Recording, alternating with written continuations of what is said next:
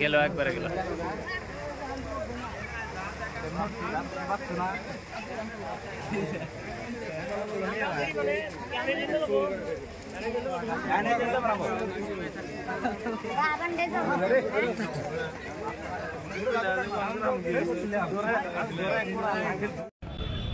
অৱশেষত ৰক্ষা নপৰিল আমাৰ অহাব বজাৰৰ জামে মছজিদ ধুবুৰী জিলাৰ দক্ষিণ পাৰৰ ফকীৰগঞ্জত কেইবাদিন ধৰি প্ৰবল খহনীয়াৰ তাণ্ডৱ চলি আছিল। ব্ৰহ্মপুত্ৰৰ জলস্তৰ বৃদ্ধি পোৱাৰ লগে লগে অহাব বজাৰত প্ৰচণ্ড খহনীয়া হৈ আজি অৱশেষত ৰক্ষা নপৰিল মছজিদ জাহ গ'ল আৰু মাগৰিব নামাজৰ ঠিক সময়ত মছজিদ খহনীয়াৰ বুকুত বিলীন হৈ গ'ল। কোবাল হতে উটুৱাই লৈ গ'ল জামে মছজিদ। এতিয়া ঈদগাহ ময়দানত মাগৰিব নামাজ আদায় কৰা হ'ল।